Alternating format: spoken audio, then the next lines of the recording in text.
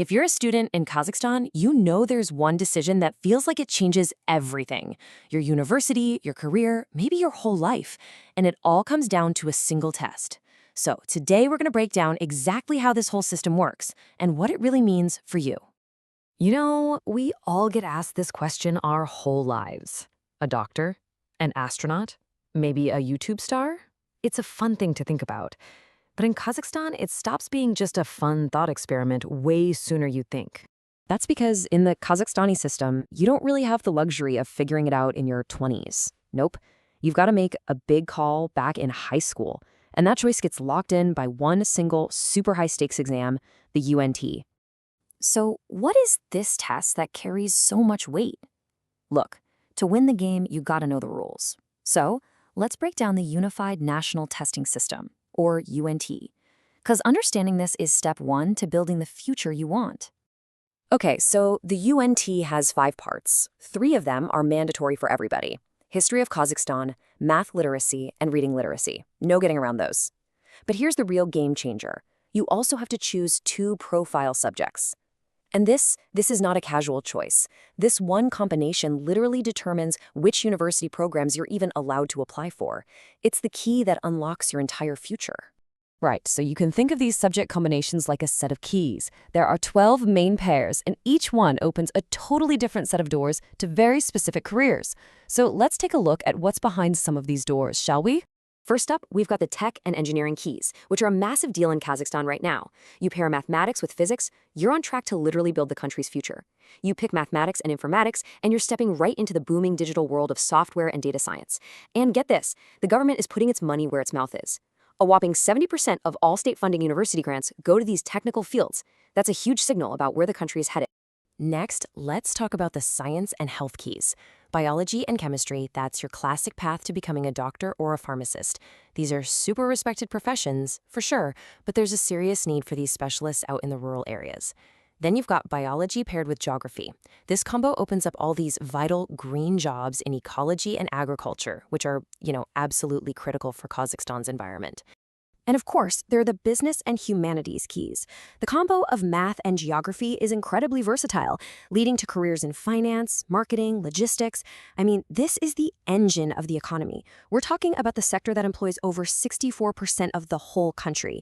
And in a place like Kazakhstan, right at the crossroads of Europe and Asia, pairing a foreign language with geography or history, well, that's not just a school subject choice, it's your ticket to a career in global diplomacy and trade. Okay. So you know the paths, you have the keys.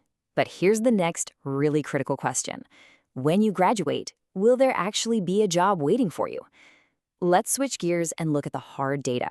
Let's see what Kazakhstan's economy actually needs, both right now and in the very near future.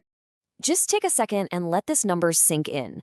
By 2030, the country is expected to need 93,000 accountants and auditors. It's not always about the flashy tech jobs, right? This shows a massive, stable demand for people who know how to manage the nuts and bolts of the economy. And this is part of a much bigger picture. If we look at the top 3 most in-demand jobs, what do we see? Teachers are at the top, with around 100,000 openings projected. Then come the accountants we just talked about, and right after them, people to work in retail and logistics. These aren't just jobs, they are the fundamental roles that keep a society up and running. But demand is one thing. Salary is a whole other conversation. A high-growth field like IT can offer you salaries from 400,000 to over 1.5 million tenje. It's what's driving wage growth for the whole country. But on the other hand, you have these stable need jobs like teaching or nursing. The pay is more modest, yeah, but you get incredible job security and you're filling a super important social need. So the question becomes, what do you prioritize? High growth or high stability? And that brings us to an even deeper question.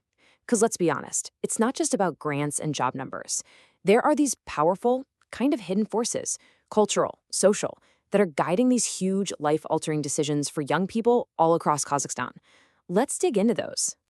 So one of the biggest motivators is this concept called the social lift or социальный lift. For so many students, especially if you're from a rural area, getting a university degree isn't just about learning a profession. It's seen as the most reliable path to a better life, a way to move to a major city like Almaty or Astana.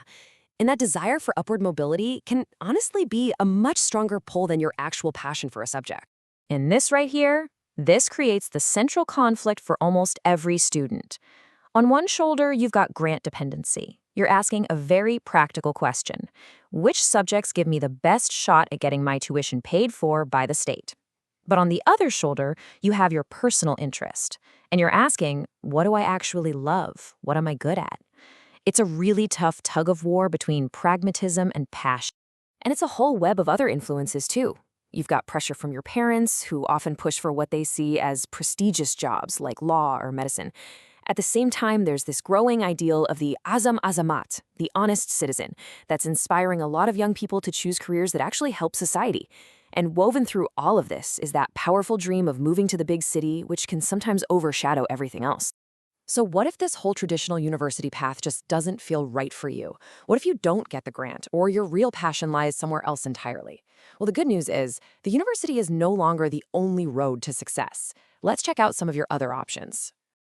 And honestly, some of these alternatives are total game changers. You've got programs like Tech Orda and Astana Hub that can fast-track you into a high-paying tech job, sometimes in just a few months.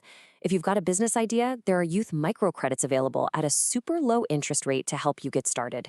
And if you're someone who wants to give back, the With a Diploma to the Village program gives you amazing support to take your skills to rural regions. The point is, you've more choices than you think. So, there you have it. We've gone through the test, the career keys, the jobs the country needs, and all the hidden forces pushing and pulling you. We've even looked at paths that go way beyond the university. You basically have the map now. The only question left is, where will you go?